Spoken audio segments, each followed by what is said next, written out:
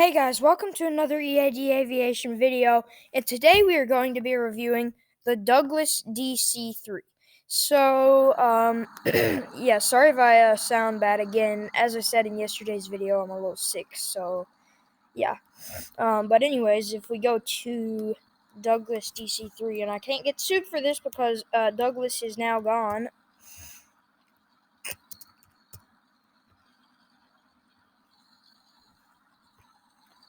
You will see that it says that it's an interesting plane for the size that it is, even though it was made in the 1930s.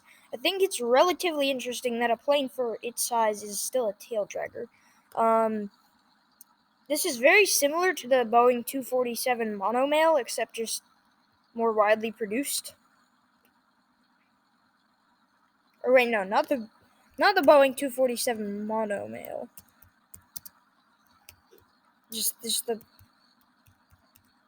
Boeing 247. I don't know why I said monomail, because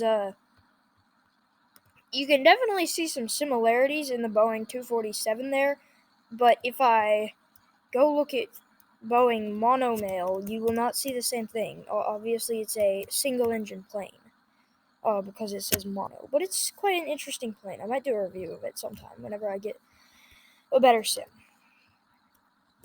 But it's a propeller-driven airliner, twin-engine. It was developed. They also had. So it's essentially evolved from the Douglas DC-2, which you can see right there. It's just uglier. And they actually have 14 beds on this plane, so that's quite good. It's a sleeper transport. 1,200 horsepower in each engine.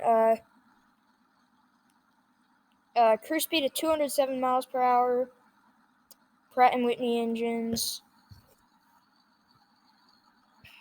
Across the continental U.S., made worldwide flights possible, carried passengers in greater comfort, easy to maintain, reliable. Alright, so they also did make so the production ended in 1942, but they made the C-47 Skytrain, which is a military version, which is actually what they dropped out of at D-Day, so that's right here. It's kind of cool, I guess. But in 2013, it says 2,000 DC-3s and military C-47s were still flying, which sounds about right. It was definitely quite a popular aircraft because they produced quite a lot of them. They made tons of variants as well.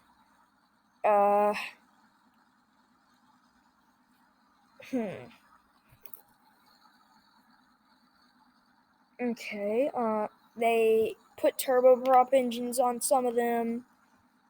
Military and foreign, Sharon Nakajima. That's hilarious. Wait, so the Japanese actually bought DC-3s before World War II, and then they turned them into gunships, I think is what that means. And even the USSR made some. So yes, that's great. Well, anyways, let's go back to flying it. So it is a tail dragger, and today I'm at runway 18C center, 18 center in Kilo Charlie Lima Tango Airport, KCLT, the Charlotte Airport, because Eastern Airlines and Piedmont Airlines used to fly this plane a lot. And now the airport at Charlotte is known for its American Airlines flights, but this would be a popular destination for Piedmont Airlines flights, especially Piedmont Airlines. But anyways, let's take off.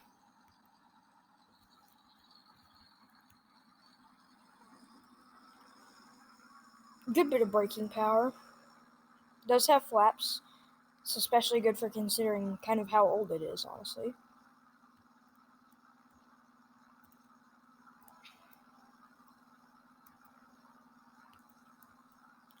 And we can see that the tail does rise off the ground. I'm actually just gonna go like this for as long as I can, even though I could probably even rotate by now, to be completely honest. So this was revolutionary. Other than the Boeing 247 plane. This is one of the first ones to have that cantilevered wing design. Those engines right there, the retractable landing gear, kind of like a sleeker structure than previous planes. Anyways, when we get to the end of the runway, we will take off. And we are already at over 120 knots on the runway, which I'd say is especially quite good considering how old this plane is. But if we retract the gear, you can see that the gear still does poke out a little bit, but retracting it does still greatly decrease drag. And anyways, so yes, that is true. And we will now try to land the aircraft without dying. Yes, there we does go. But we will now try to land the aircraft. Screw it, I'm just gonna go full throttle, honestly. Because, like, I mean, honestly, is it really gonna kill you? Like, no.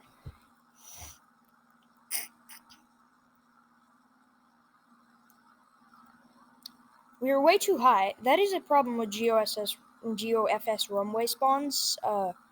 They always spawn you in way too high. I don't know why.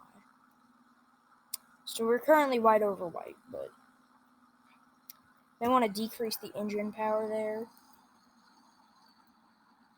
Just idle it, because we're still going quite fast. Now, this aircraft does not have reverse thrust, which is fair.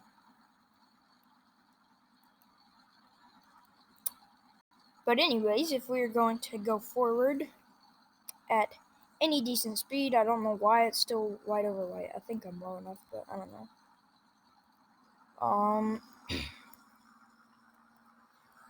Yeah, by the way, I'm just gonna advertise nothing, so yeah, go buy a Douglas DC-3 if you have like $10 million to spare to buy an antique plane and can fly one.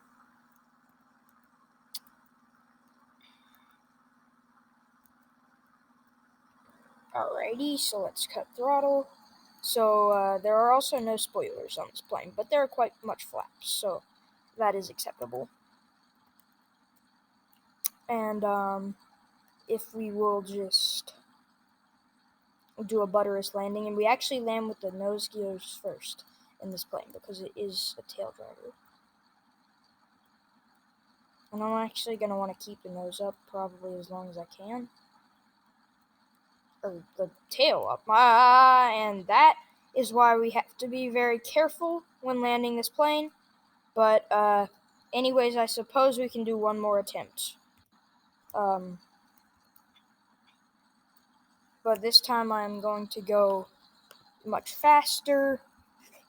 And you know what? Screw it. We're just going to go over the ocean and do it because, like, actually, know what? No. We're just going to land on the ground because I don't feel like actually doing anything right now. Because that was quite a long approach to actually do. It's kind of a long approach. So, yes. Normally, we try to land on runways in life, but, yes. So, we will probably hit this stadium of some sorts. I mean, at least we cleared the golf course. Can't disturb the golfers, no. Disturbing the golfers would be too much of a disturbance to the golfers. That is not obvious at all, was it?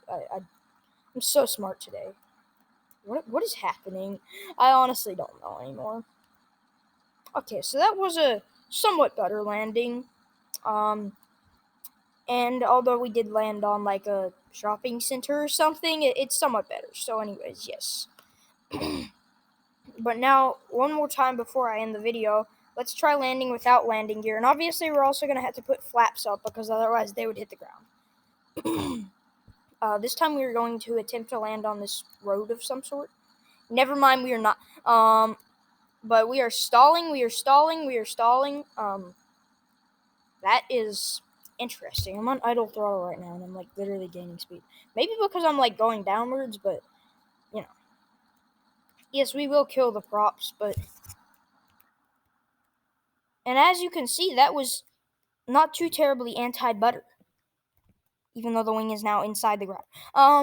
Well, anyways, that's going to be it for this video. Thank you very much for watching. I will see you all guys tomorrow in another EAD aviation video.